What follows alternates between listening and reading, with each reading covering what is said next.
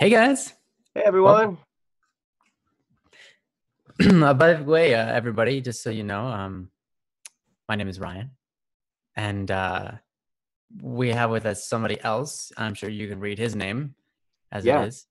I Um, don't know what is my name right now. yeah, what I does know he? it's changed. It has. I don't know what it is. I don't know. You guys will have to Oh, I'm ignore my Broman. spelling error of Kingdom Hearts.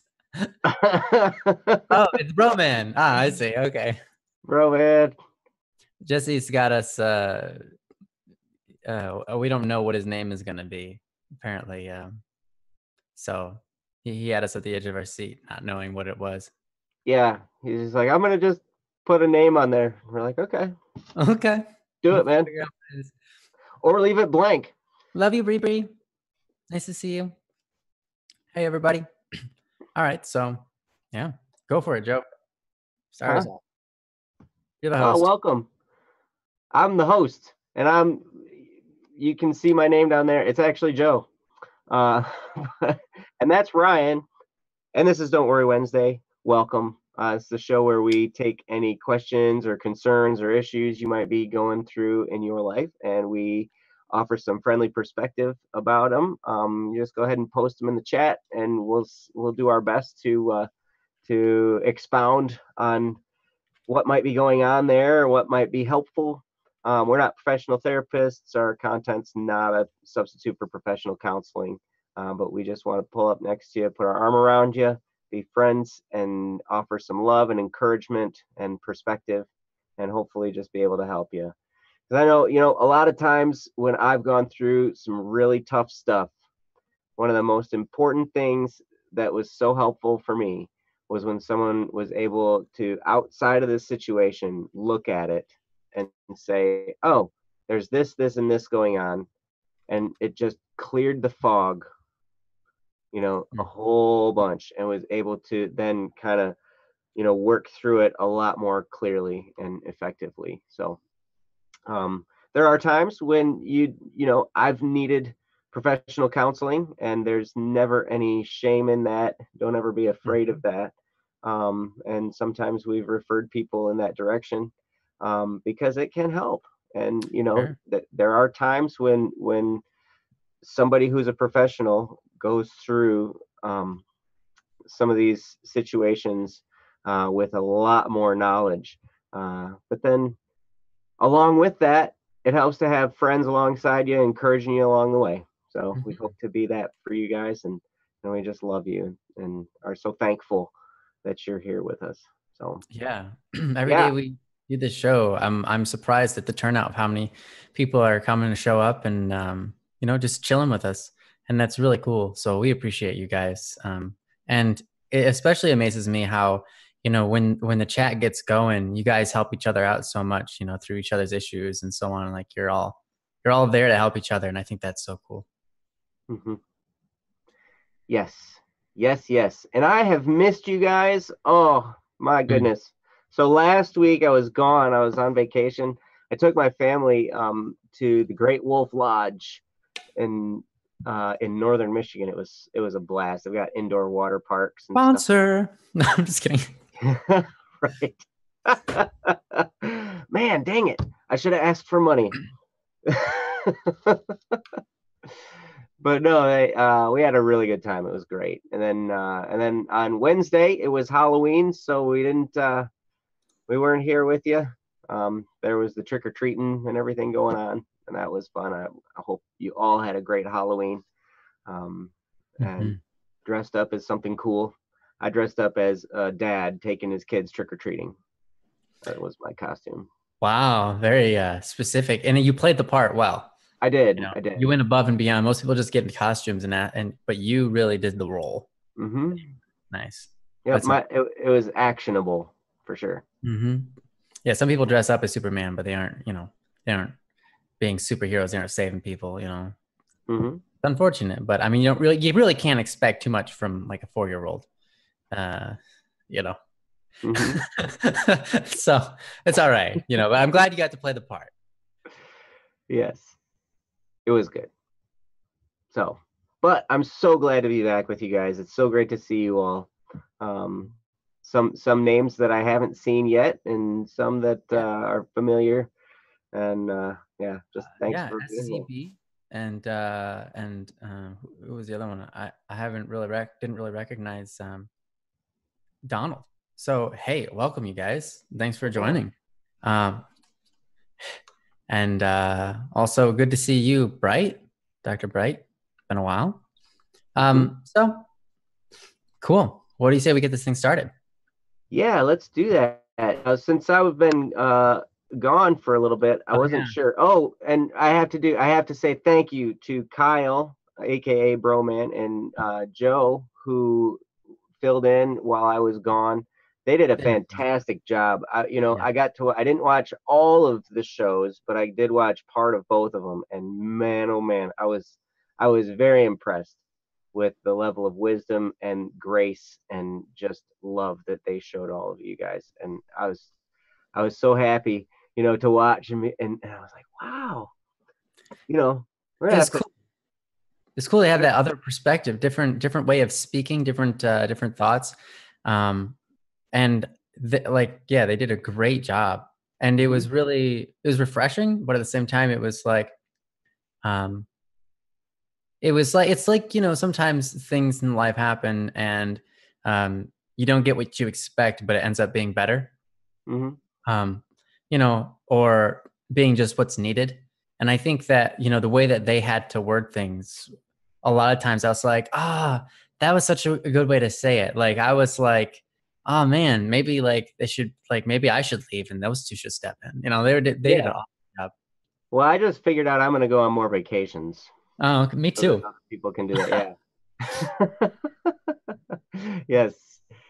Uh, but so I'm not exactly sure where we are at in the Hey, Leo. list of questions. Um, Yeah. I figured that would be the case. So the ones we haven't done, Hi, uh, Leo. We're doing real good. Gage. Gage has one about job interview, and we haven't been able to get to that one. Gage wasn't here last week, and I'm wondering if he is here today. If he is, that'd be awesome. Go ahead and let us know. If not, then we'll have to save that for another time. Um, but other than that, I think um, Okay, these ones that were put on uh, here. I think we did reach. And Sophia, hold on, let me order this. Sort by. So we have a website. And it's bss.studio. And Yes, that's what we're Princess just using. posted the link up above. Oh, okay, perfect. And Yeah. that's what we're looking at right now to see our backlog of different Don't Worry Wednesday topics that you guys have posted. And at the moment, it looks like Gage is the only one that we haven't touched on.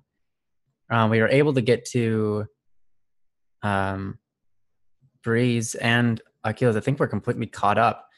We were even able to do ones that we hadn't done in a long time or been able to get to for a while. Yeah.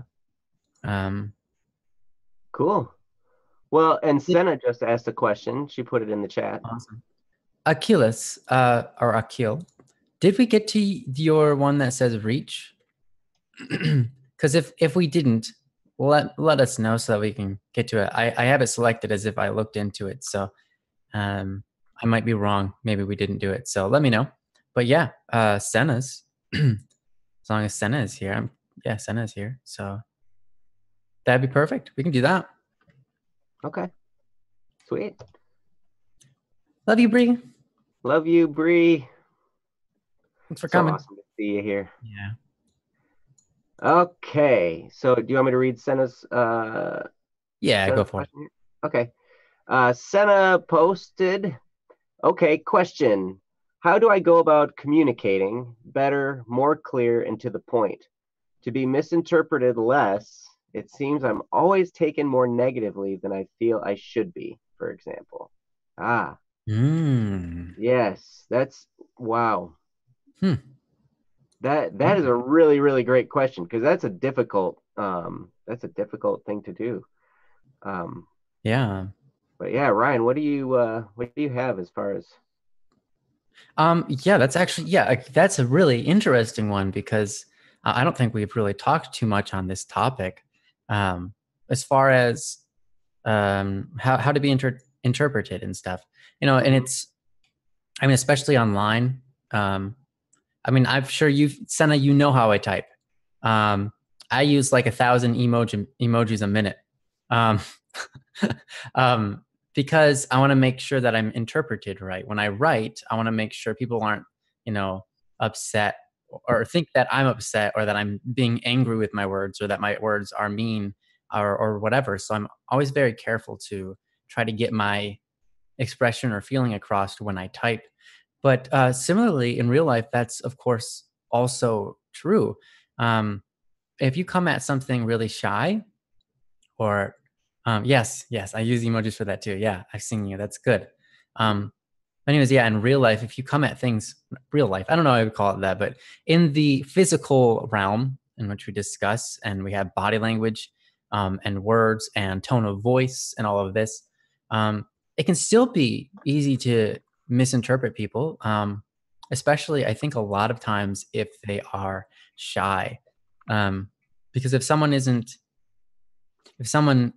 kind of, like you were saying, isn't more to the point or clear, they can seem negative, when really they're just being they're trying to be cautious. Uh, you know, I think that a lot of times, Senna, you're probably trying to be cautious in the way that you speak because you don't want to offend somebody, or you are a little bit unconfident in yourself or incompetent, and so then when you come to actually say it to them, it might seem negative or like you're being a downer or something because you don't have that bright attitude. So, what I would suggest now, this is something that I had to learn too. So, don't get me uh, don't get me wrong. It's not like I'm perfect at this either. But one thing that I had to learn when talking to people was my attitude and how I present myself. Um, I'm sure you've seen people pick up the phone and they like, I've seen people do this. Like they're talking to somebody and it's like an aggressive conversation and they're being like, they're really upset. And then someone calls them, they pick up the phone and they're like, hello, how you doing? Like, who is Mhm. this? And they got this happy tone, completely changed. Um, and that's kind of something that we do because um, we're correcting ourselves in a way, which is good. We should be correcting ourselves in our other conversation as well. We should try to maintain a happy attitude or a productive or positive attitude. Um, but train yourself how to speak. So, in order to do that, um, you have to force yourself, try to smile while talking to people. If you are smiling while having a discussion with somebody, even if it's a serious situation, it sets the attitude and removes the perception of you being negative. So even if it's like, you're having a serious conversation with somebody, like maybe you're telling them like you're being assertive, right? And you're telling them, hey, you have to go get the items on this list and bring them to me, or whatever, or you have to do this kind of work or whatever at your job or something. Um, Even though you're being assertive, make sure you smile and don't be too shy with your assertions. Just be smiling with your assertions. Because then you say, "Oh, hey, could you go get these items for me? I just need them on whatever. Like, here you go. Thanks." You know, because now you've used a kind tone while being assertive, and then you don't have to worry about, are they gonna like think I'm being too assertive? I don't want to force them to do whatever. Like, um, it is like a weird balance trying to communicate with people. And so a lot of times what's most effective is just smiling while speaking, being bright, being pleasant, if you will. Mhm. I see. I forgot about how in real life I look pretty straight faced or emotionless, except when at work because customer service. Right. Um, Mm. But that's a whole other issue. Right, right. So, and a lot of times when we're in customer service, we do that to our customers all the time. We say, "Oh, hey, welcome to the store," like, "Hey, how can I help you?" And you've got that smiling, bright tone because you're trying to uplift them and you're trying to make you're trying to make everything seem good and pleasant. Um, but we have to do that in real life too. If we're being our best in our workplace, but not being our best with other people, then we kind of have our priorities mixed. I know that I remember hearing a speaker once talk about relationships. A lot of times when we're with our family, we find it easy to just be more negative um, and let loose and not be like the best version of ourselves, Mhm, especially, and then when we go meet a stranger, we're doing our best to make ourselves look good in front of them.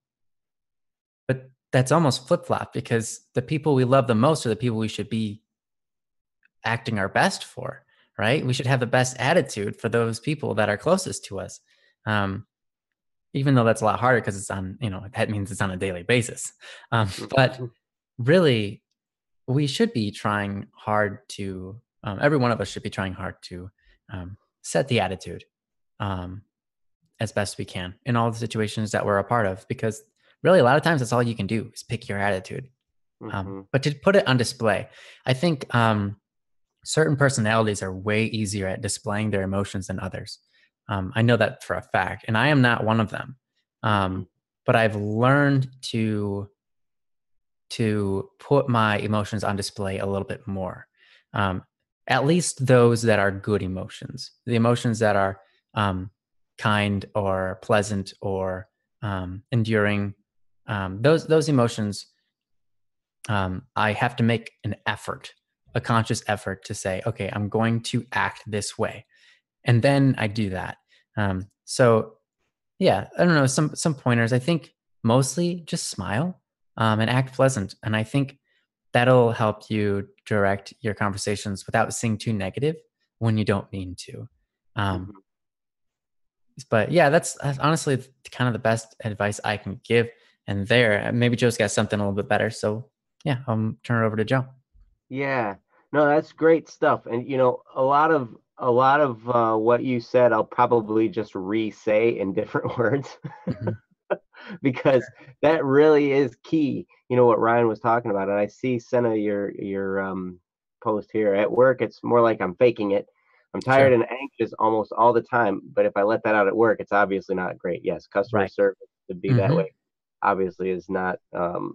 You might not have that job for a super long time if that's the way you end up being.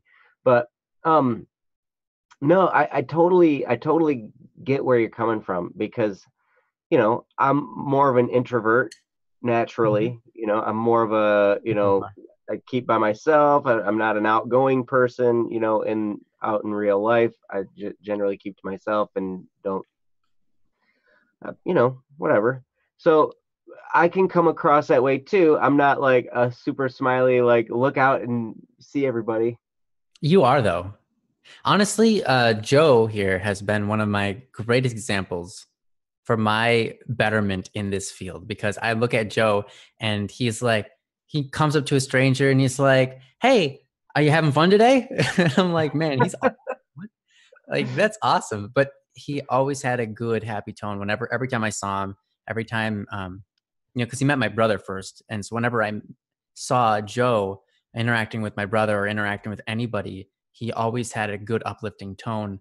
And I think that really helped me because he was an example for me in Mhm. that field. So, Well, okay, so there's some stuff you can do in order to just kind of be that way. And there's a great statement I've heard by many people actually that says what you do speaks so loudly, what you say I can't hear.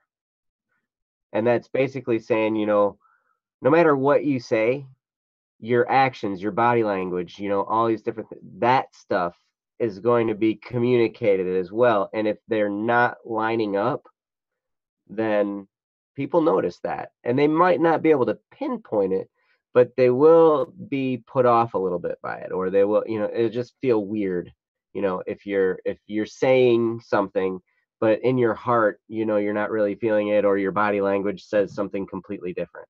So one of the things I learned from, there are two great books that go into some, actually three, that go into some of this stuff. One is How to Have Confidence and Power in Dealing with People by Les Giblin. One is How I Raised Myself from Failure to Success in Selling by Les Giblin. Mm. Or no, by Frank Betcher. And I know I'm not typing these. Sorry. And then How to Win Friends and Influence People by Dale Carnegie. And one of the things, I mean, there's a whole lot of different things you can gain from these books, but I think the most important thing, if you can tie this in to what you do every day, or what you do before you go out, or before interacting with people, one thing is smile. Like, stand in front of the mirror and smile. Because if now in the texting world, in the email, text, and chat world, emojis are where it's at for sure. And I am terrible at that. Awful. I That's don't all. know how to do that. Like, I don't know what to do. I don't know the right way to do it. It's crazy. It's like a new language for me. But before you're going to interact person to person, stand in front of the mirror. I used to do this in the morning, and I would stand in front of the mirror and I'd look at myself and I would smile. And there's smiling where you just turn the corners of your mouth up. And that's, I mean, I guess it's better than mean looking. But then there's smiling where you feel the smile. You start smiling in your stomach, and you just let the smile course through your body and on up out, and then your whole face lights up, and you don't even have to turn the corners of your mouth up, but the rest of your face is smiling, like your eyebrows and your whole face is just a smile. And it's because you feel it in your heart and in your gut. Like, that's where the smile originates. And so that right there is one of the most welcoming ways you can be, is to be smiling deep down inside. And another thing you can do is, when you're talking to somebody, no matter what the conversation is, even in really hard conversations, where even in disciplinary functions, all these kinds of different things, if you can, in the back of your head, say to yourself, I love you, I love you, I love you, I love you, I love you, and just and remind yourself that you love this person, that comes across in your body language. It comes across in anything. And even if you're reprimanding somebody for something, it comes across as you're trying to help them grow as a person, rather than be down on them for something they did wrong. It comes across, if you can really deep down feel that love for that person you're speaking to. And it's really amazing, because I never did this ever until I started learning some of these things from these books. And then right about the time I met Kyle, Ryan's brother, and that's when I had started to implement this stuff. And it was amazing how the rest of the world just kind of opens up, and you start to make friends, and all that. It was really incredible, and it all was a change of heart in me that caused it, rather than, and Ryan touched on something super important, where he said, if you're shy, I mean, a lot of us are shy, a lot of us are self-conscious, a Mhm. lot of, I'm that way. Like, it can, you don't feel any ill will towards another person, but they might take it that way because of your lack of confidence, your lack of outgoingness, that type of stuff. So shyness can work against you in that way. Now, you don't have to be like in your face with everybody, you know, hey, blah, blah, blah, blah, blah, Hey, like, all this I kind of love stuff. you. Right. Now But get it on the floor and wash it. you can stand there silently with love in your heart for the people around you, and your body language will radiate a welcome posture. You Mm-hmm. know, you will just look like a welcome person, you know, to those around you. And, you know, and it really starts there. It starts with, you know, developing a love in your heart for other people, developing, and then if you can start being interested in other people to the point where you can ask questions of them, that moves things a lot more smoothly too. Because then rather than telling somebody something, you're asking them something. And you can guide a conversation to the point where you're going to get good. You know, you practice enough, you're going to get to the point where you tell people stuff through the questions you ask them.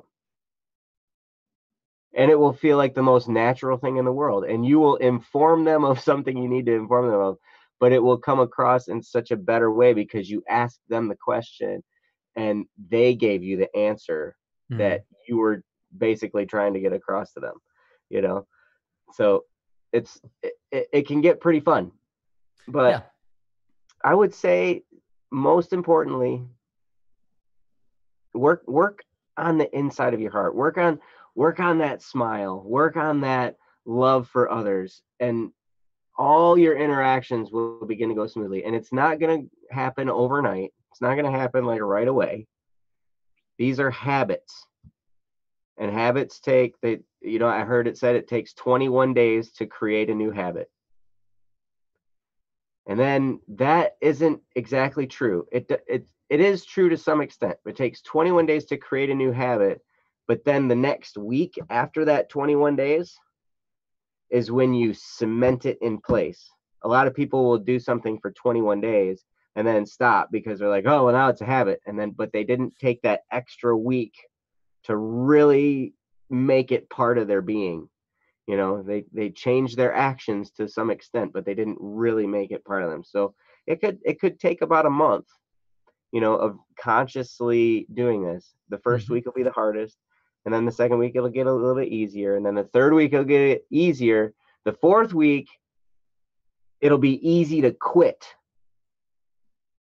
So that's when you gotta like pay attention and be like, okay, I'm going to continue doing this for this next week, and then after that, boom, it's a Mm-hmm. habit, and it just becomes a part of you.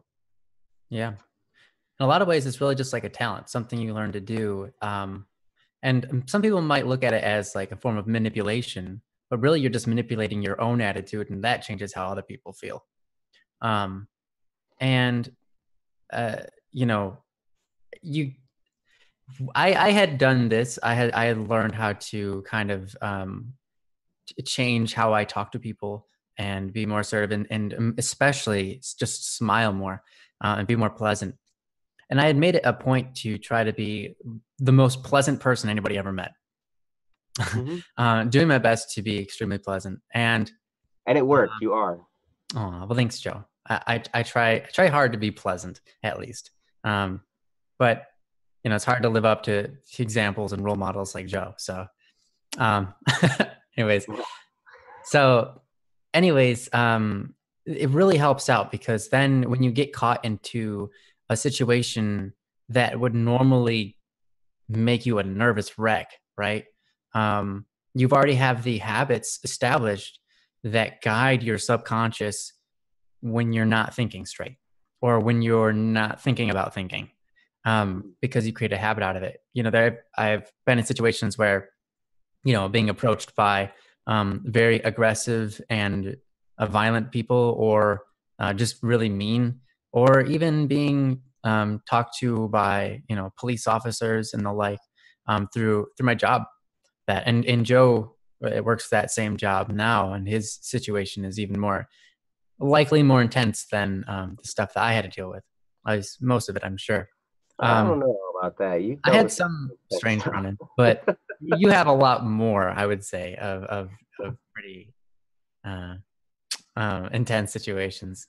But anyways, yeah, our job is we were going around taking pictures of houses for for mortgage companies, etc. And sometimes you run into people who are like, mortgage company, hold on, let me go get my shotgun.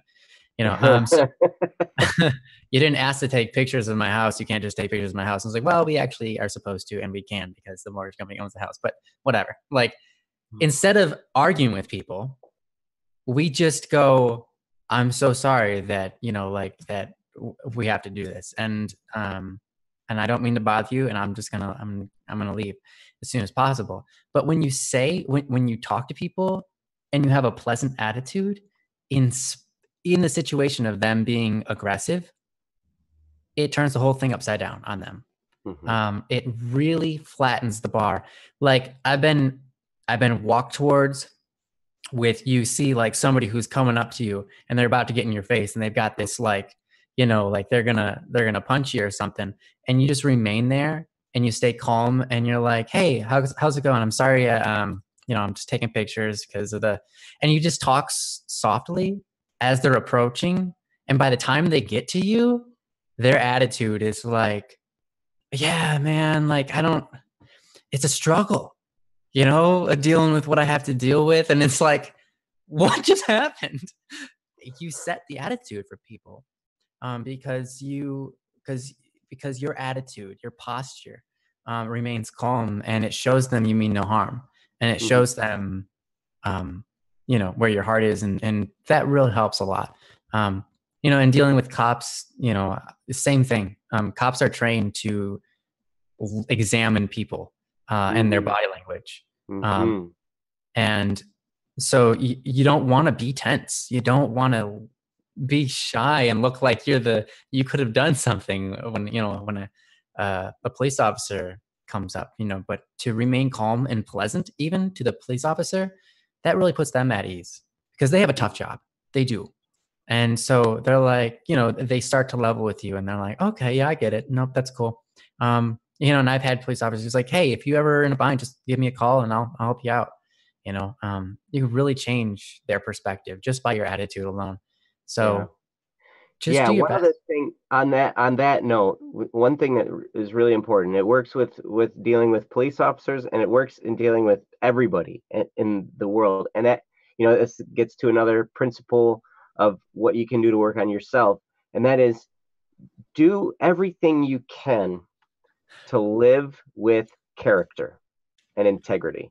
So Mm, basically, be honest, and don't be doing things that you feel you need to hide. you mm, know if you can live your life as if, what was the saying, if you live like you live in a glass house, and everybody sees all your mm. business, everybody sees all what you do, you know you live. Maybe.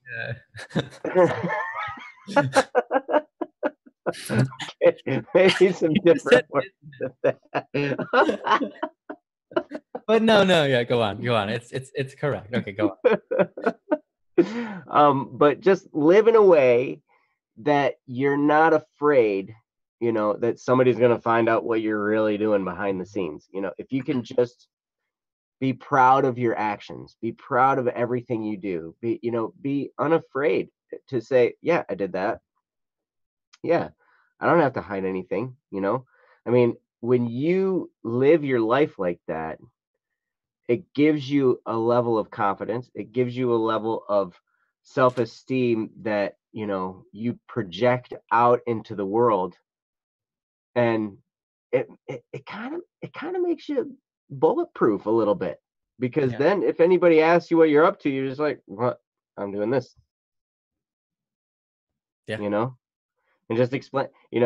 So, but all those little things, when you're doing things that, that take chips out of your character, when you're doing you have little secrets, secret, bad things that you're doing, secret things, you're not supposed to be doing. And you're like, well, nobody's going to find out. It's not a big deal. In your heart, Hmm.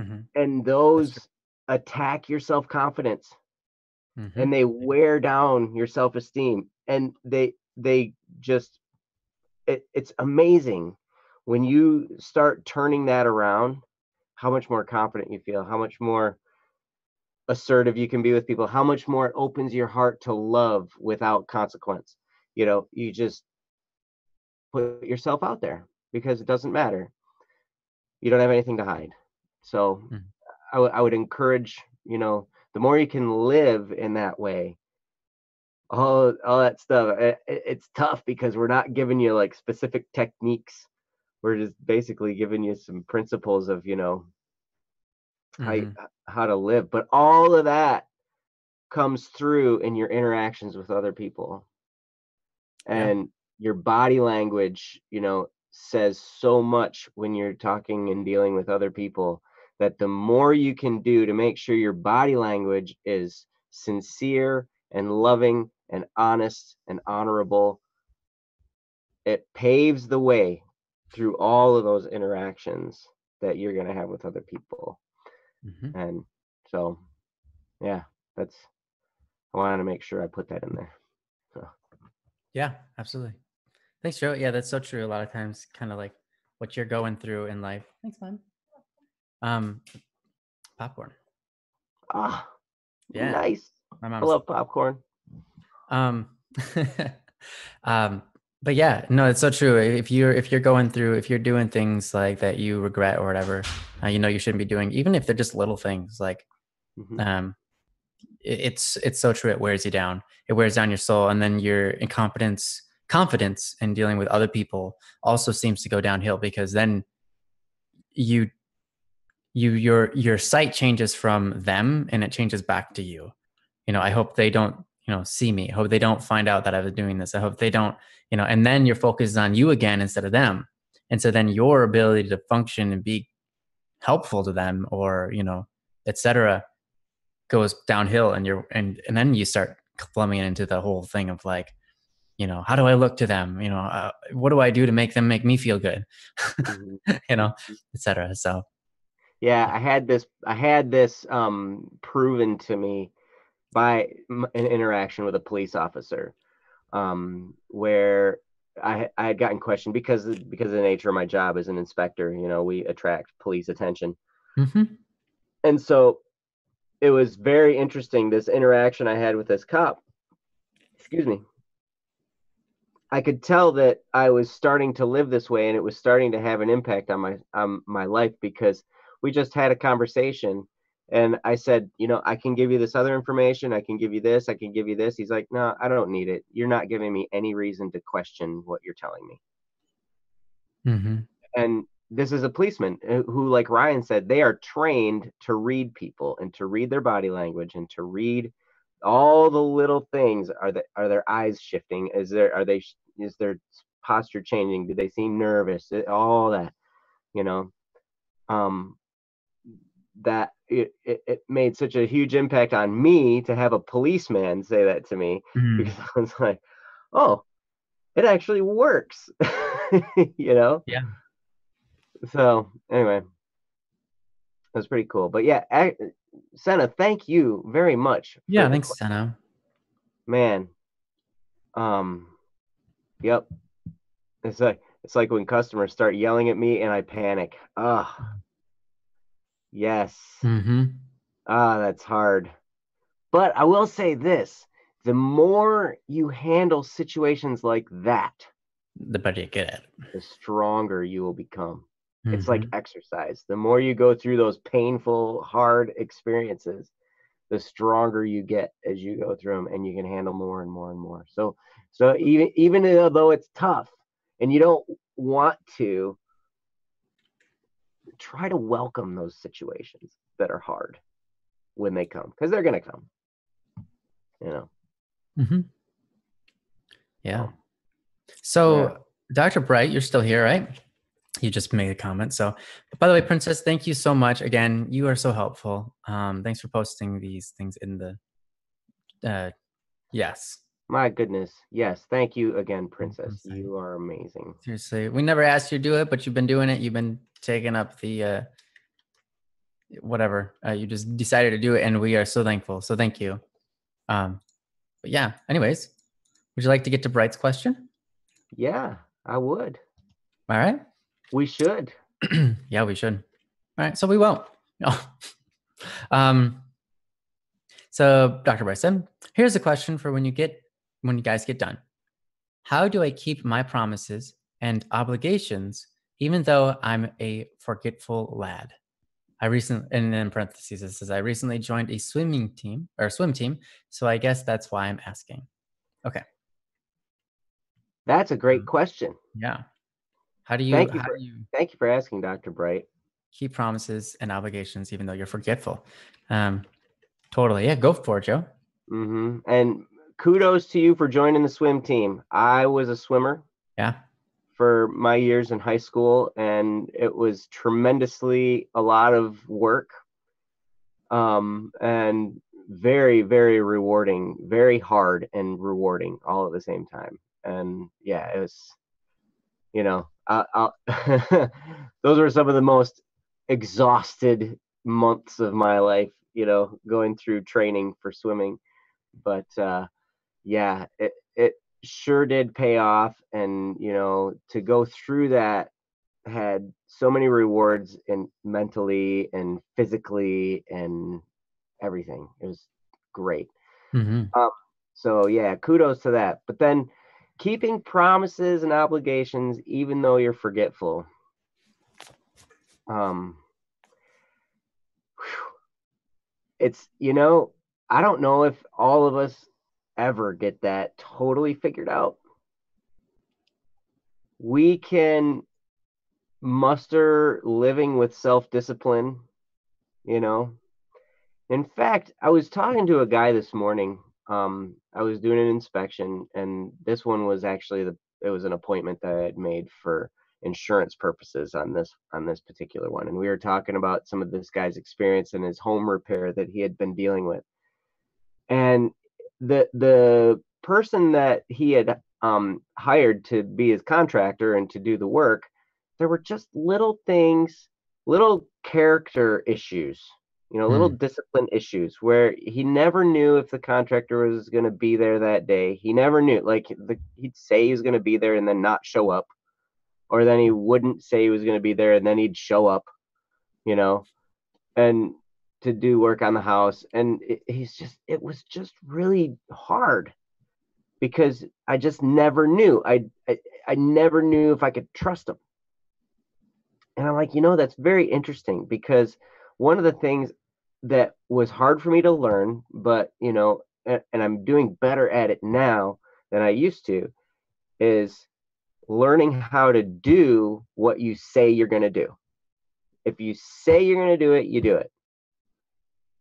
And if you can't do it for some reason, you call and you tell them, or you tell whoever needs to know that you're not going to make it, or whatever, for whatever reason, and you just explain it to them. So that simple little thing, it's got to put you in like the top 5% of people in the world, because so many people don't do that. And if you can learn to do that, that's huge. I use Google Calendar a lot for stuff because it notifies me. Mm. I That's another thing. I was talking to my wife about that. She carries a paper planner, and Ah. she had misplaced it. And so she's like, "Oh my gosh, now I don't know what's going on." And I'm like, "Why don't you use your phone?" She's like, "Because I don't know how to use that part of it very well yet." And da da da da. And I'm like, "Okay, well that's fine." And I'm sitting there and I'm like, "Well, I really like Google Calendar on my phone because I know I always have my phone with me, you know, The only problem because is if it dies, but right. But yeah. I mean, think about it. Like pretty much everybody here, if you have a phone, you probably have it with you all the time. And I know that when I don't know where my phone is, it's like that's number one priority. Find my phone, because everything's in there, you Yeah. know. So, yes, Lay, my Google Calendar likes me too. It Nice. buzzes me when I need to do. Sponsor. No. And I could tell it when I can schedule notifications for whenever, the day before, an hour before, whatever, just to notify me when I need to do something. And then I don't have to think about it anymore. So that's one thing, but really, if you can kind of write stuff down as you think about it, stuff you need to do, write it down. There are different apps you can use for that too. Where if you can just write it down, then you don't have to think about it anymore. You don't have to try to remember it in your head. It's written somewhere that you can come back to and look at later, and then make a habit of looking at the list, and then, say, oh yeah, I was going to do that. Oh yeah, I was going to do that. But any type of calendar, any type of scheduling planner, anything like that really goes a long way.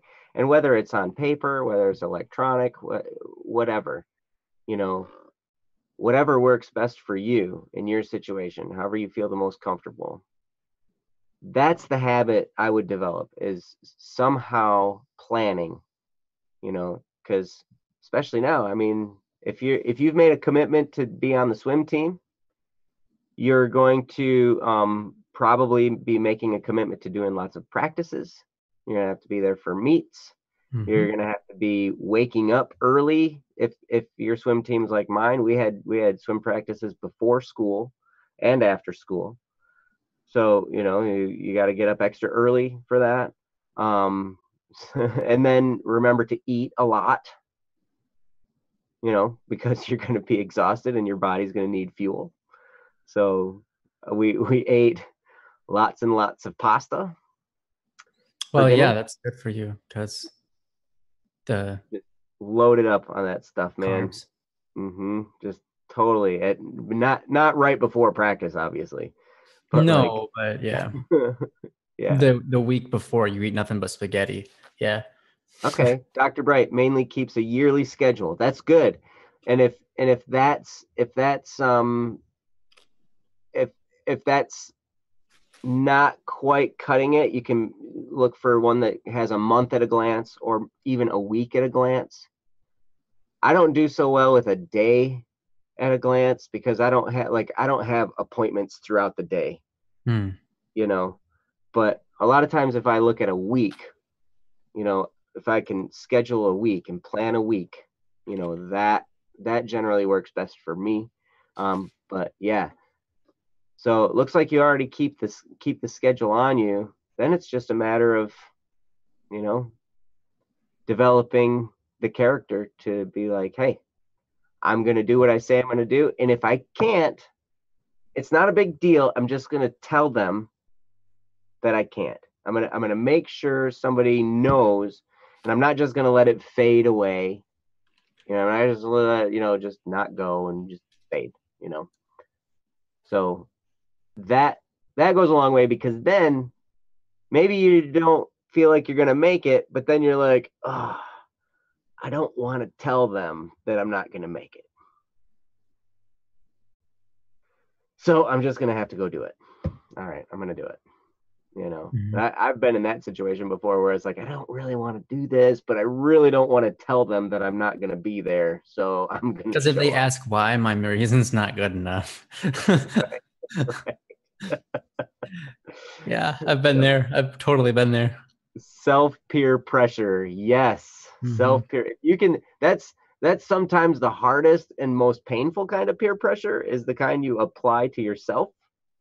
But it is the most beneficial as far as personal growth, the stuff that you can apply to yourself and hold yourself to. If you can hold yourself accountable, that's a big deal, and that's a huge victory.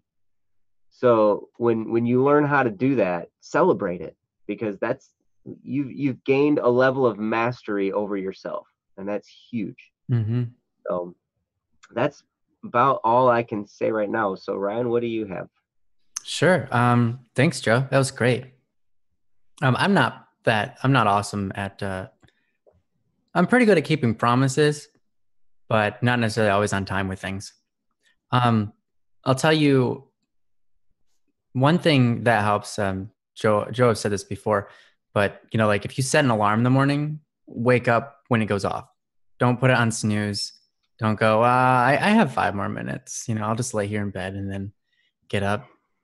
If you just do it, then you're setting yourself up for a good habit of what Joe was just talking about.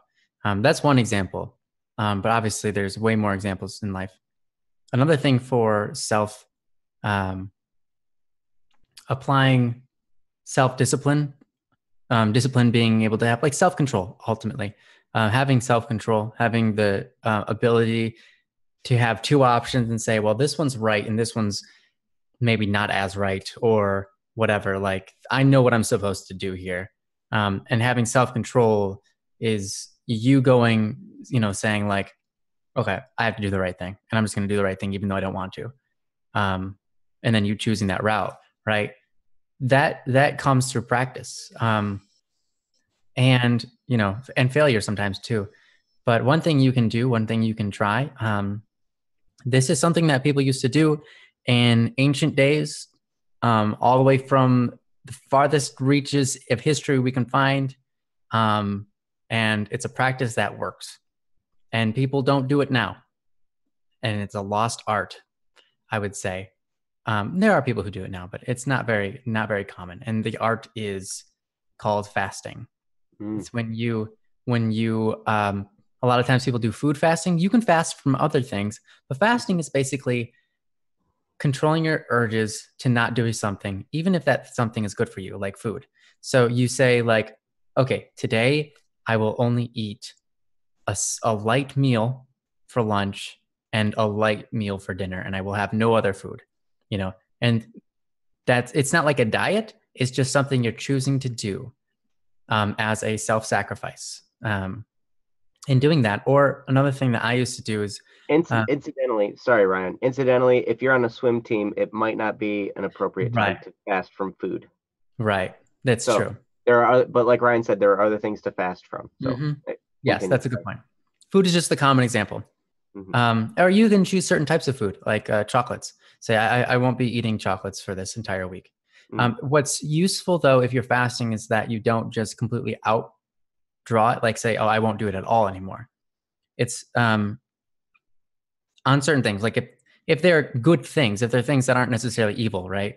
Um, and choosing to fast, yeah, fast, not vast, fasting.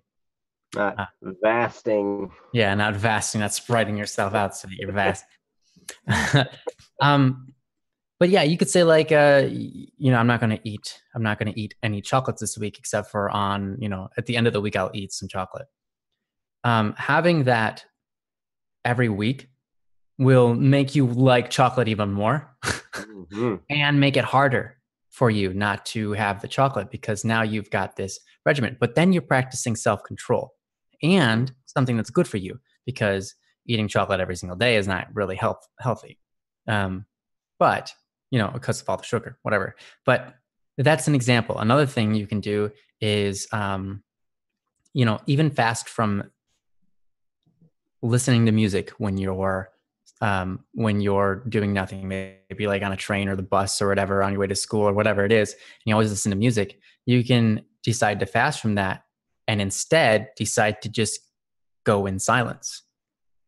And you will find that silence to be at first perhaps painful or boring. But at some point, you might find silence is refreshing, and it helps you reflect, and it's very nice. And so that's another idea for a fast. But anyways, another thing like I used to do is have a sandwich, and I eat half of the sandwich, but then not eat the rest of it until a half an hour later. So I would let it sit there in front of me for like half an hour, maybe an hour, maybe even 2 hours. Sometimes I would let it sit there. Now, of course, I was driving in my car all day, so I had the opportunity to do this. It depends on your scheduling and so on, what you can do for your fast, but it can be anything. But yeah, I would still eat the same amount of food, but I would eat half of it. I would still be hungry, and I would force myself to stop, even though like I don't have to, but I'd force myself to stop eating the sandwich and let it sit there and taunt me. And then after half an hour or so, I said, okay, time's up. I can finally eat again. It's it's just a practice of self-control. Mm-hmm. And it's a beautiful thing. Um, But then another thing I wanted to talk about was if you fail. Something I did a lot growing up, and it was very, I probably even do it now here and there. It's not good to do this. I'm just going to give an example. I'm supposed to do my homework, and I don't do my homework. I don't finish my homework. I get like 2 answers done. And so then out of guilt, out of shame, I don't I don't turn the homework in, and I don't even want to confront the teacher. I don't want to look at the teacher. I don't want to talk to the teacher. I don't want to explain why I didn't do my homework. And so then I just leave, and I never talk to the teacher, and I have this bad shame in front of them, which changes my entire relationship with them because I failed to do something that I said I was going to do. Mm.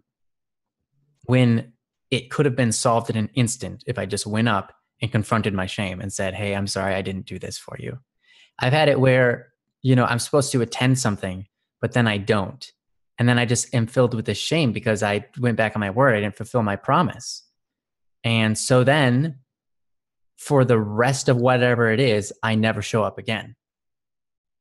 I just completely drop out because, the mental anxiety, I suppose, of showing up and confronting them and saying, yeah, but you know what? It would have been so much easier and so much faster and so much less harmful to myself if I just went up to them and said, "Hey, sorry, I didn't make it yesterday, but I'm here today, and I'll try to do my best to be here from the future." You don't even necessarily have to explain why, but if you explain why, that's cool too. But I remember being obligated to do things and then backing out. And because I backed out once, I backed out every time since because of that shame that I felt. Mm-hmm. So my suggestion is to you, if it happens that you back out for a day, or you aren't able to make it, you don't fulfill your obligation, whatever it is, don't let shame destroy you.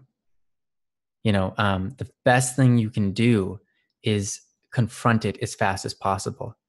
That's why it's good to talk to people before and call them and say, "Hey, I'm not going to be able to make it. But or I'm not going to be able to do what I said I was going to do." But if it passes and you weren't able to do it, don't just let it sit and never talk to the person again. Because I tell you from experience, that's not good. Call them even though that's hard. It's hard to call them, but call them even though say, "Hey, I didn't finish it," or, "Hey, I'm sorry, I didn't make it." Because the faster you confront that shame, the faster you get relationship back on track. The faster you confront your shame, the faster you get yourself to get over that shame and to start doing the right things again. The problem with shame is it makes you feel like crap. And then you either try to justify it and say, "Well, I had to do that, because that's, whatever." And then you try to make yourself look good to yourself, even though that's pointless because you know the truth. Or B, you end up feeling like you can't do anything anymore because you failed yourself, and then you're like, "Well, I'm just not good," or I'm a terrible person, and so I shouldn't even try, or whatever. So yeah, the best thing you can do for yourself is if you do fail to uphold your responsibility or whatever you've promised, the best thing you can do is try to make a reconnection to it, and and live up to it, and live up to the shame, and just say, live up to the responsibility and say, "Hey, look, I failed, and let's just try harder next time." Because that's really the only thing that's forgiving yourself. Oh yeah. Through that Brian's talking about. That's huge. Yeah. A lot of times people try to forgive themselves and they have a hard time forgiving themselves. And I think a lot of times that's because sometimes we need to, there's a lot of different ways to forgive somebody. There's a lot of ways to apologize. Like you can say, "Hey, I'm sorry." And that can be good enough for some people. Sometimes you have to say, "Hey, I'm sorry," and then give them a hug. And some people, that's enough. Some people say, You have to say you're sorry and then give me a hug and then fix the problem that you caused. Mm-hmm. Some people say you have to do something for me to really, like, go do the dishes if you're really sorry. There's all sorts of different levels of apology and fixing, making up for what you did. Sometimes you can, some people let you pass and some people don't. And sometimes you let yourself pass and sometimes you don't let yourself pass. And so if you're in a situation where you're trying to forgive yourself and you just can't come to do it, then make it up to yourself. That's your next step, because through action, then you can reconcile and say, well, first off, I failed. But because I failed, I did all of this other stuff, which has caused me to succeed and become a better person. And through becoming a better person, now I realize it was okay that I messed up, because that has made me a stronger person today. And so then you've forgiven yourself. So a lot of times forgiveness comes through action. And that's action against a lot of times what you want to do. A lot of times when we fail, we want to just hide. We want to shrink into a little ball and not be revealed. We just want to disappear. But when you fail and you feel like that, push against that. You got to push against that. You got to stand up. You got to crawl out of that hole that you're in, because then you aren't going to be caught in this loop of like, oh no, I failed and now I've shrunk into this ball. Oh no, I've shrunk into this ball. Oh no, I've shrunk into this ball. Oh no, I've shrunk into this ball. And pretty soon the ball keeps getting smaller and smaller and Yeah. smaller, and it's shrinking more and more. Yeah. And it's like, I'm a terrible person, all I do is sit here in this little hole. And it's like, yeah, do something. I understand. I've been there. Yeah. Mhm. So again, if you fail, push against your temptation to let those failures take over you and make you feel shame and make you feel worthless or whatever it is. Push back and say, I'm going to live up to it. And I'm going to go call that person and apologize and say, hey, I'm sorry. I didn't keep my promise, but I'm here to right my wrongs. That's going to move you ahead a lot in the case that you don't meet up with your expectations or what you want to do if you fail your promises. Mhm. So there you go. Yes, no, that was great. And up above a little bit in the chat, Akil, you had like a nugget and a half in this. Akil says, procrastination is kind of the fear of the result, seeking excuses to not do it. And that is so true. I never thought of it that way. I always just thought of procrastination as like, oh, I just don't feel like doing it. I just don't feel like doing it. But really, at the root of that is the fear of the result. And I'm like, oh my gosh, that's right. We do fear the result. We want the result. Maybe our goal is to, look like Vin Diesel or something, and be all ripped and, muscular and stuff. But we don't feel like going to the gym. We don't want to do procrastinate, all this kind of stuff. And deep down, we fear the result. We want the result, but we're afraid of it because it's change, for one. It's different than what we're used to. And so we're kind of afraid of what that might be like. But then here's the amazing thing. Whatever the goal is, whatever the result is that you're afraid of, you actually want, but you're afraid of because it's different than what you know. It's not comfortable. It's exhilarating to pursue it once you actually start doing it. It's That's true. absolutely exhilarating and fun and it's feels good. It's so wonderful. So Akil, thank you so much for posting that, because I was like, wow, that's a huge point right there, because it is. Procrastination involves fear, and wow, that was good. So thanks, Akil, for that. And I also wanted to as Ryan was talking about that, he's like he in the first part, I'm like, oh yeah, and I'm starting to write notes like, okay, I want to put this, and then Ryan handled it, and then I'm like, and then there's another, and Ryan handled that one. And I was like, okay, so cool, he handled it. So that was good. That's funny. But if you can get in the habit of doing the things you should be doing, like it's right to do, it's you should be, but you don't want to do it, those moments when you actually push yourself to do the thing you don't want to do, but you know you should do, those are huge moments of victory. Those are Yeah. huge moments, and they're fun. At afterward, like, I mean, you don't feel like it, you don't want to do it, and then you do it anyway, and you find out it's not that hard. We make it out to be this big, exhausting, difficult thing in our head, and then we actually do it, and it's like that was no big deal. But the fact that you did it when you didn't want to do it, that needs to be celebrated because that's a huge win for you. And then you can start stacking up wins. And then before you know it, you're in this habit of being a winner and you feel like a winner. And you're like, yeah, I do it anyway. I always do that. I always do it that way. And before you know it, you are in the habit of being that person, of keeping your promises, keeping your obligations, doing the things you said you were going to, and then you're in that habit, and it's perfect. So yeah, yeah. So, and I have a little story. I want to tell you this, uh, Dr. Bright.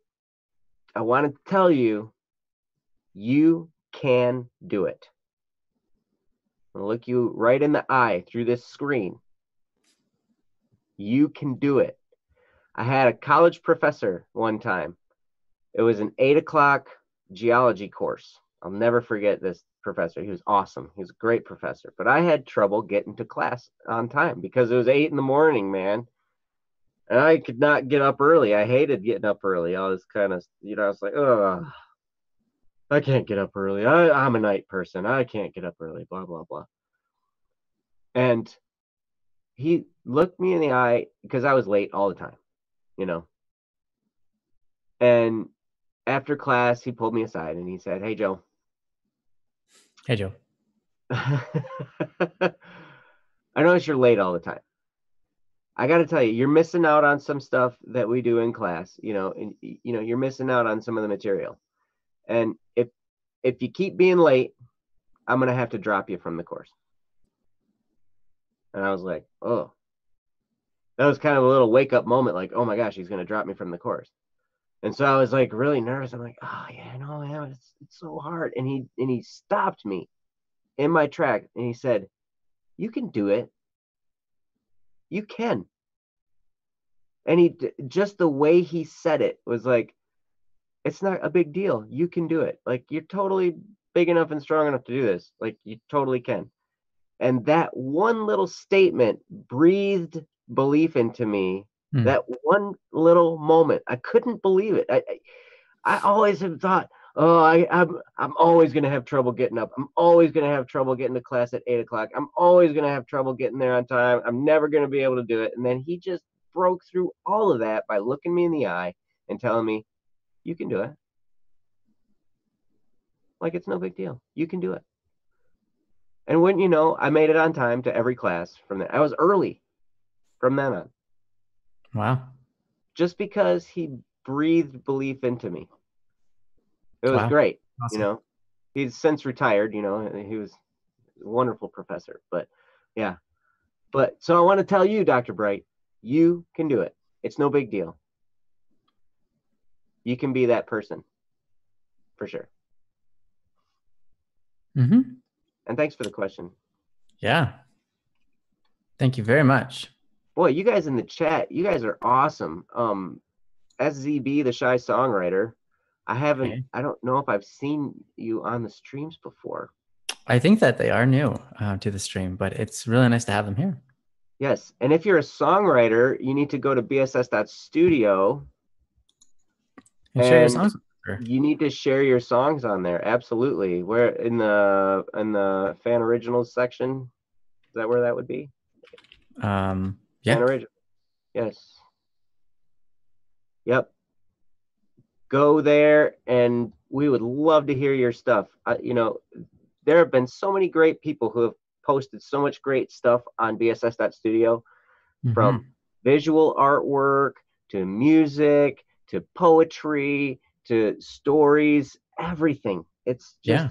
you guys are so amazing, and you guys that are here in the chat, and then Have a good night. Right. Yes. Good night.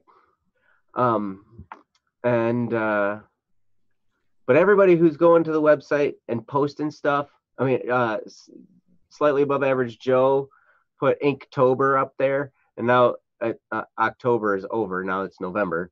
So Oh no. yeah, I know. So we're not gonna get. So we're gonna have to do that every month. We're gonna have to figure out something cool to Ink help. November. Inkvember. November and the Inkcember. Yes, yes. But please, yeah, we love to hear what you guys have, and it's so fun to see that there's so much talent out there. Hmm. And one of our goals as a company, when we formulated this company, we're like, we wanted to create systems where we could help people you know really do their art, promote their art, do all that kind of stuff, and get it out to the world so people could experience it, and then eventually maybe make a living from it. That would be really, really awesome. So Yeah. yeah, please post. And Mhm. yeah, anyway. Yeah, absolutely. So where are we at, right? I'm just starting to gab and talk and I think well, we don't have any more questions, it seems. Um, didn't somebody say something? maybe hold on. I don't, you know what? I wasn't there's a Somebody there's a chance. If you saw one, da, da, da. I thought I saw something that somebody posted and I can't remember. If one of you guys had a question and we didn't get to it, please repost it. yeah, for sure. So woot woot swim team buddies, Princess Yellow says. Princess, were you a swimmer too? Were you? I didn't know that. Or are you? Were you, are you? Where are you?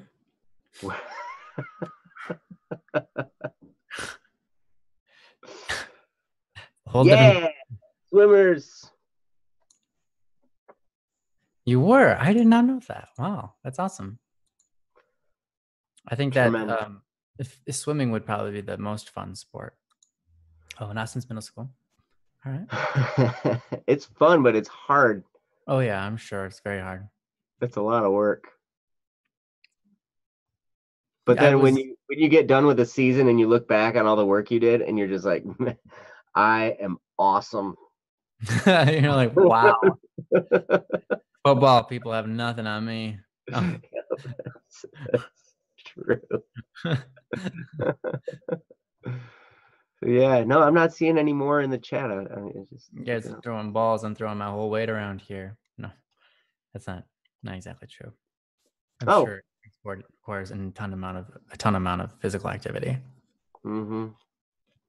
Way more than I put in. Lay just posted something. Ah, how does one deal with a person they're forced to spend time with? Say, a teacher who is doing their worst at being a good person. Oh my, doing their worst at being a good person. That's a good way to Wow. put it. Yeah. Someone who's not trying really very hard. Or for family members, adding on to Lay's question. Yes, family Mm-hmm. members or teachers or yeah. That can be tough because yeah, you're forced to be with them. You don't get to pick your family. Mm. You're just kind of stuck there, all in the same soup.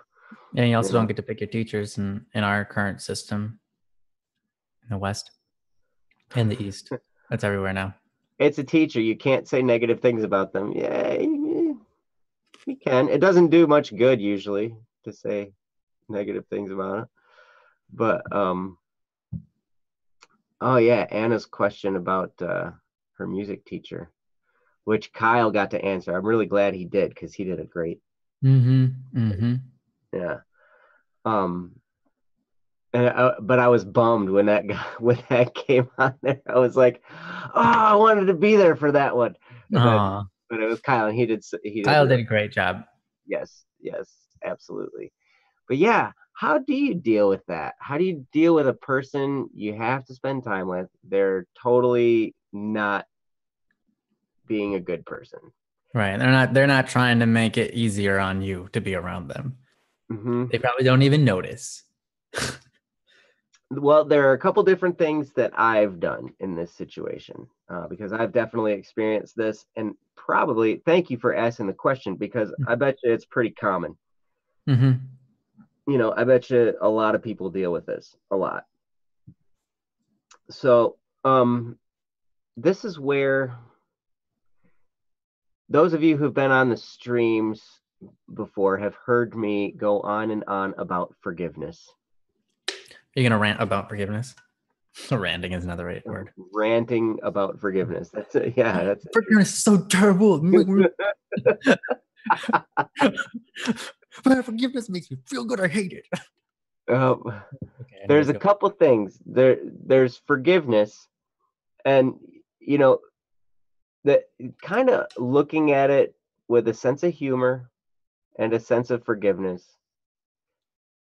and it really helps you understand that every single one of us as people, we're all flawed. Mm-hmm. I don't think people know they act a certain way when they're doing it. I don't think necessarily, well, sometimes this is the case, but most of the time, people aren't going out of their way to make your life miserable. Right. Most They're of the j- time, they're you just know when. living Yeah. the best way they know how, and maybe they just don't know. Maybe it's a blind spot. It's like when you got a man in the window and the whole world sees your man in the window, you got a booger. And you don't know it, but it's there,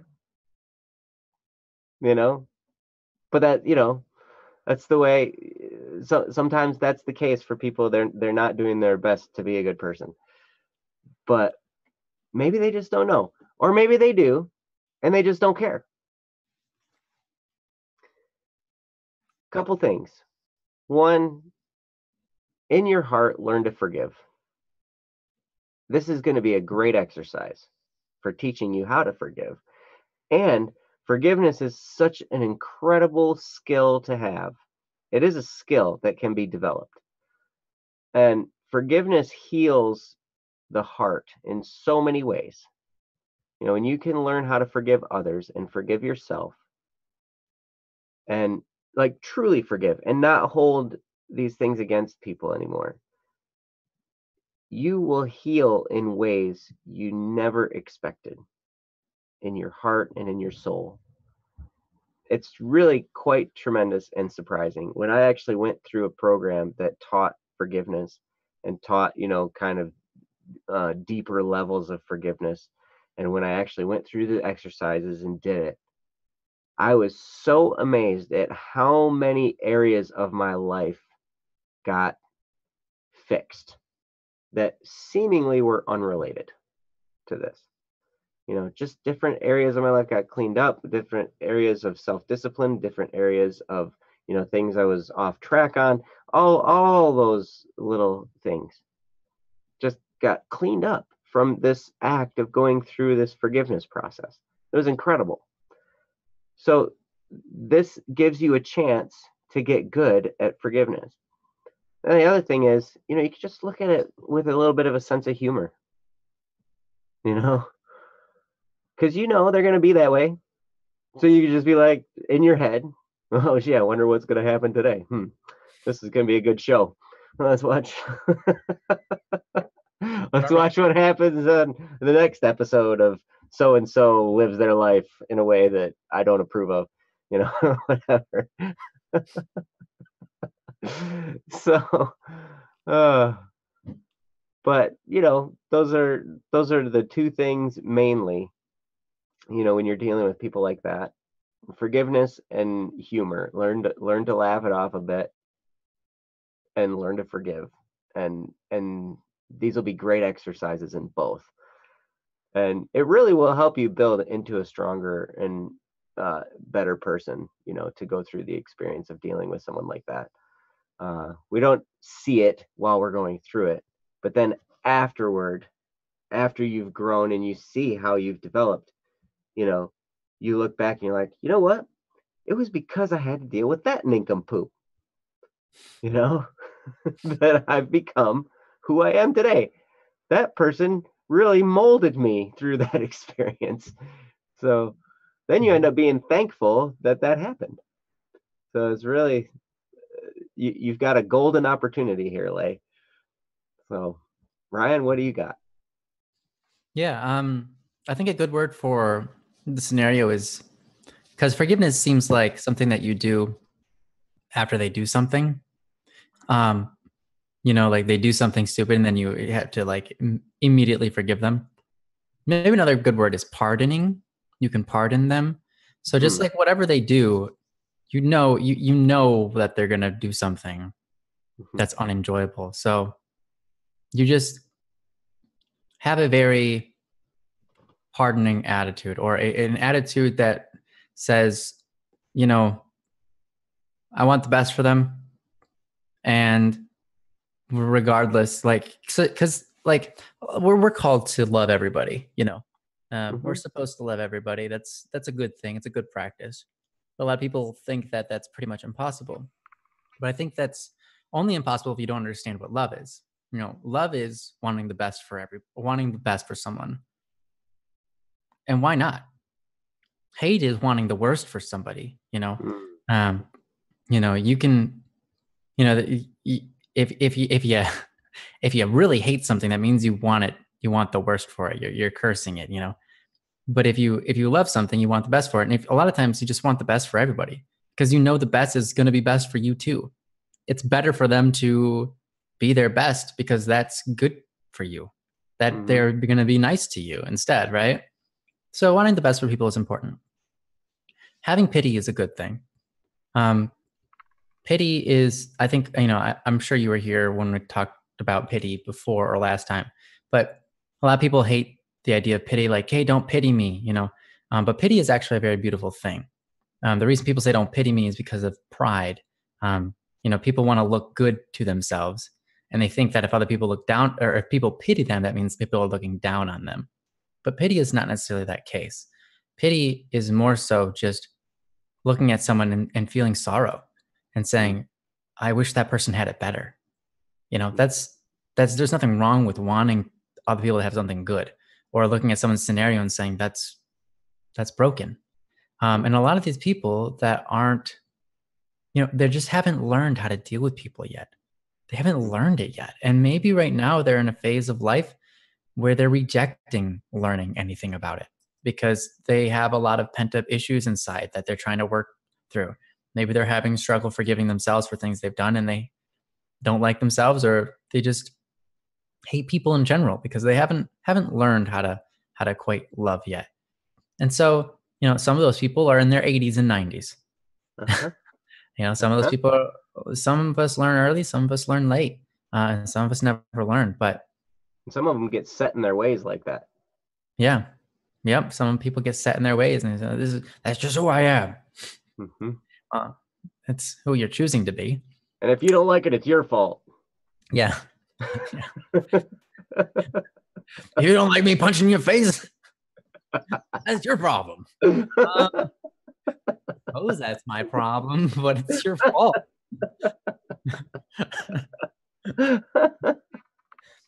But anyways, yeah, I think like what Joe said, you just take humor, you just take it with a grain of salt, you take it with some humor. You something's gonna go down, and so you just go, yeah, whatever it is.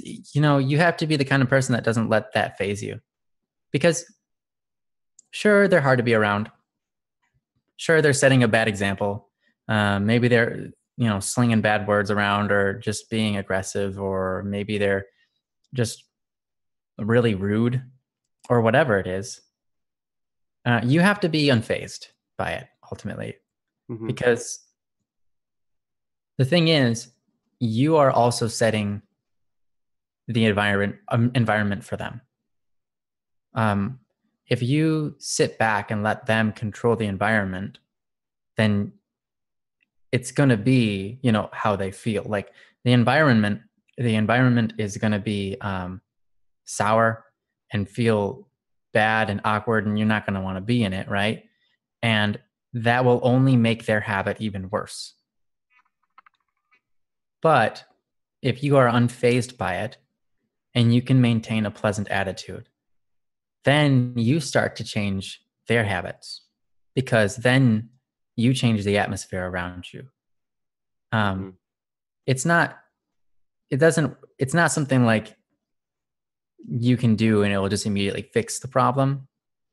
But having an unfazed attitude and choosing to be the best version of yourself, even in that moment, having to go through that, and then setting up this painful experience for you, you know, where they're just really not easy to talk to or whatever. But you go unfazed and you try to keep your attitude up. That will have an effect on their subconscious mind. And over time, with enough of that, you can possibly change the way that they act, and open them up to changing as well. You know, you never know who in life, which encounter is going to change somebody's life, you know, for the better. And usually it's not when you are being your worst that you end up helping people the most. It's when you're being your best. Mm-hmm. You know, Joe was talking about earlier, um, you know, you have those experiences with people that you had to put up with, and they turn you into good people. Sometimes they help you grow, and that's that struggle. But Joe also gave another example earlier about the teacher who just said, "You can do it. You know, you can do it. You can totally do it." Mm-hmm. Um, that was one, that teacher was being, you know, his best self right there. Mm-hmm. Um, he was taking the time to go out of his way to encourage another person, and that also changed Joe's life, but in not in a way that Joe had to suffer through something particularly, although he had to do the suffering beforehand, I suppose. And then, but he was convicted, you know, he, by someone being a good person or being the best version of themselves, you know, that teacher probably had never thought that this, like, we would be talking about this today, right? That teacher probably didn't even think that his words were going to do anything. He just gave it a shot. Yeah. And, you know, And because a now lot of all of times you you have try that and experienced people don't listen. his yeah. Yep. So, but yeah, I think a lot of times the best you can do is just keep yourself steady and be your best for that person. Be your best for that person, because they're the person that needs you to be your best, so that they can figure out how to get past whatever they're dealing with in life. Mm-hmm. So be your best for that person, because they're counting on you, even though you don't realize it and they don't even know, but they're counting on you. So, um, yeah, be your best for that Right. person. And Lay, you're absolutely right. It's more about not doing things than actually doing things. More like don't react to their offensive actions, you know, Hmm. just let it slide off your back, you know, just absorb it, you know, whatever. You know, and one thing that can really help is, you know, you don't have to treat them like this, but you can look at them like they're a kindergartner, Okay. you know, or preschool or something. I mean, my wife, she works with kindergartners all day. And so she tells me some of the most amazing stories about some of the things these kids do. You know? Just it's incredible, like because they just don't have it figured out yet. You know, they're trying to figure life out. You know, Mhm. and you know but you don't ever sit there and like really like be mean and come down on a little kid when they're just being a kid, you know, like you got to have a little bit of patience, you know, like I mean you got maybe you got the kid who's the chronic nose picker eater kid, you Hmm. know, and you just look at that and you just you're thinking to yourself, man, that's nasty, but you know, what am I gonna do, you know, you just kind of sit there and chuckle a little bit like, whoa. Oh, I got a good one there. Oh man. It kind of makes you want to go up to him and be like, "Hey, you have any for me? That looks pretty good." Seems like Yeah. it's so gross. Hey, can I have some? Yep. So, but anyway, but you can look at them like that. You can just be like, because just like Ryan said, they just haven't figured that part of their life out yet. Mhm. And if that's the case, the best way to handle them is gracefully. Be full of grace for them. And like you said, Master Lay, don't react. Just look at it. Understand that in that area, you're a bigger person. You don't need to tell them that you're a bigger person. Just let them have their whatever tantrum thing, Mhm. whatever they're dealing with. And I used to, I don't know, I'll come across as a Star Wars nerd probably, but in episode 2, I think it was. On frame 149 of the first movie, Yes, there yes. was a no. Episode 2 of Star Wars. I don't remember the name of it, but but in the battle between Yoda and Count Dooku was shooting his lightning from his fingertips at Yoda, and Yoda would just hold his hand out and catch it in his hand, catch the lightning, and just and like absorb it and do nothing with it. He just like took it and absorbed it. And I like to think of myself as that, like when somebody's misbehaving, and I can do that. I'm Yoda. I'm gonna absorb it and just put it away. And I'm not gonna respond. Mm-hmm. Yeah, you get really good with that around kids. If you can muster the strength to be around kids. My brother has kids, and like sometimes they just don't understand yet. They don't know. Some people don't know math yet, and that's okay. That doesn't make them bad or evil people. They just don't know yet. You know, and so, but kids don't know their own strengths sometimes. They take like these hard plastic objects and it's like bam, bam, bam on your shoulder, and you're like, that hurts, right? Like that actually, like I'm gonna have a bruise there. Yeah. You're just talking to them while you're enduring this like this axe to the shoulder, and you're like, ow, like Yeah. I realize like, I'm big, but that actually still hurts. It's like right on my bone, and you're gonna keep on doing it. Thanks. Yeah. All right. Okay. And then like they go over to their sibling and you're like, no, no, no, no, no. Don't hit your sibling with a plastic object, okay? No, it actually does hurt. I wasn't kidding before. I might be tough, but Yeah. I can absorb the punches, right? Like I'm used to it. I've been punched before. Like it's okay. Like I can absorb it, but don't punch your sibling. Right. Or you got 7 and 10-year-olds that are trained in combat, Mm-hmm. and they Oh, come and punch you. yeah, and they know how to punch because they've been trained.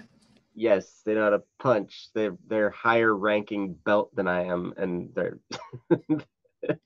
even though they don't have them, they're not fully grown human men with, muscles of And weight men. to throw around. They understand how to use what they have, and it's painful. Hmm. And my mother-in-law is hilarious because she's like, she's always nervous about somebody kidnapping them. I'm like, nobody's gonna kidnap those kids. Like, it hurts when they hit. Like they're gonna. Yeah. It's hilarious, but Like yeah. that's great. Happy birthday, Donald. Hey, happy birthday. I do the restaurant happy birthday. Happy birthday. Hey. Hey. That's right. That's actually I wish that there was a restaurant where they literally just went happy birthday. Yeah. That's Like kind of how it goes. like everybody makes their own, like you get like 4 people at the booth and they're all making up. It would sound awesome. anytime I sit there, when I go to a restaurant and I hit that, I just start clapping. They're over there. And then there's always, it seems like a common thing. Happy birthday. May all your dreams come true. Happy birthday from Applebee's. Or where Applebee's? Dang it. Now Applebee's owes us money. Sponsor. No. The third one today. Right. Wow, Joe. Dropping the names. Dropping the I know. I'm not supposed to do that, but hey, whatever. That's all right. Any lawyers watching, sorry. But Donald, happy birthday. We're glad that you joined us on your birthday. Yes, thank you. And yeah, thank you for the compliments, We're glad that you're enjoying the show. And yeah, we definitely enjoy you being here. Yeah. Thanks for stopping by. Yes. So it seems like Gage isn't here. I'm just gonna ask, just in case. I've not seen Gage. Yeah, I haven't seen Gage in a while. If anyone knows Gage, tell him to come back. Say, hey, we have your question waiting for us. Yes. Not Applebee's. Nice. That's great. Yeah. Apples and bees.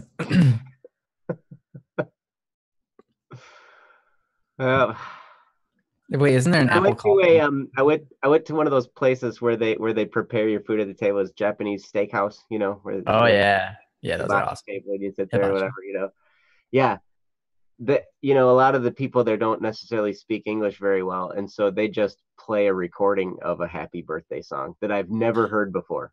It's like a rock and roll happy birthday thing. That's awesome. That sounds so Japanese, to be honest. Like, yeah. like someone from a foreign land, and it is come through, and they're like, "Yeah, we got this happy birthday song, and it's a rock song." It's like, what is this? It's great. Yeah, it's funny. Those places are usually more expensive because it's like a show with your dinner. Mm-hmm. They're like doing this crazy awesome stuff. And both my sons want to have their birthday dinners there. Oh. That's like we get to pick a place to eat on our birthday, and so that's where they always pick. They're always like, we want to go there, and it's like, okay, well, we can't go there on your actual birthday. We have to go on a Monday because on Mondays kids eat free. Ooh. Yes. Otherwise, it's going to be way expensive. So. Yeah, so it's like we'll delay it. We will go there, but we'll delay it. I think that's good, though. Yeah. That's cool. Yeah, that's fun. So anyway, that has nothing to do with anything, but children. Yes, children and birthdays. And putting up with. So yeah, well, we don't have Gage, and boy, we're at the end of our questions on the website there. Yeah, it is 9 or 10 o'clock. So. Yep. So it'll probably wrap up today. But man, thank you guys so much for coming. Yeah. And if you have if you think of anything you want to, Princess asked if we want one more question. Do you want one more question, or are you guys good? You can always post it on the forums, of course. That'll give us something to go with next time to start with. I think that would be good. Yeah. That way we have something to start with because we don't have any backlog right now other than Gage and. We don't know if they're going to be there, but Princess, you do a very good job of always being here for us. So, and we appreciate all your support. So why don't you, if you have a question. Everybody at your home, even if you're in a quiet room and you got to keep things quiet, give Princess a round of applesauce. There you go. A round of applesauce for you. Mm-hmm. Because served. Yes, thank you so much for all you do in the chat, welcoming people and then posting things on the website. So you're amazing. Mm-hmm. Thank you so much. I know. Oh, geez, you don't have to thank you, but we're gonna do it anyway. We're gonna do it, and hopefully you're embarrassed. Hopefully, I just hope for the sake of your soul that you are embarrassed. I'm just kidding. We love you.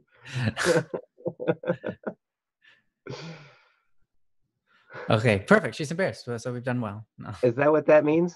Yeah. So So you see the two things that are chevron. You see the two chevrons in either end. Yes, those are chevron people. That's what those are called. Um, those are the eyes, and they're squinting. They're like, like if you ever seen a South Park, like their eyes become an X. Oh, So you yeah, see the yeah. side. Okay. And then you've got two lines in the middle. If you ever watch enough anime, you'll see whenever they blush, they've got the lines across their cheek. Ah. And so these are lines that go across the face to signify blushing or embarrassment. Okay. See, I'm getting some emoji education. Anybody Mhm. else have any emoji education? Oh, yeah. Feel free to share. Yes. And Green Knight. Oh, hey. That's tremendous. Crying is healthy. It Yep. is. It can be. It can be Yes. very healthy. So, yeah. Thank you guys. Well, Yeah. What's that one? okay. So you see the two parentheticals? Yes. That's the shape of the body. The other two, the chevrons, are arms. Okay. Okay. The O's are obviously eyes, and the W is a mouth that's supposed to signify cuteness. It's the Okay. cute mouth. So that's the major overlying emotion in that W. Whenever you see a W or a three, it's usually supposed to signify someone trying to be cute. So it's a person holding out their arms, Okay. A trying to be cute cute. person And holding their arms. yeah, holding out their arms. And I think they're either giving a gift of a heart or they're out holding their arms out in order to hug you. Okay. And Jono says, do what is that, an eggplant? Do eggplant at every opportunity. Yeah, don't do that. Don't listen to that person. What?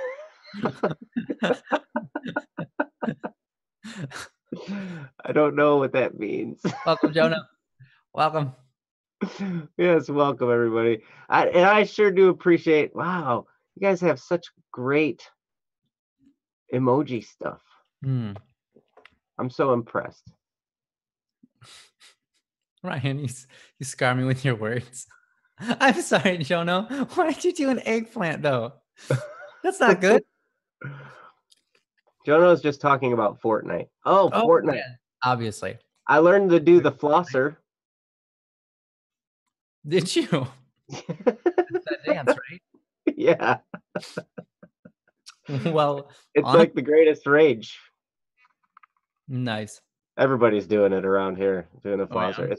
Yeah, some places it's probably like old news, but hey, it's Are your you said everybody around here, and you're currently at your house. So is it like your mom and dad?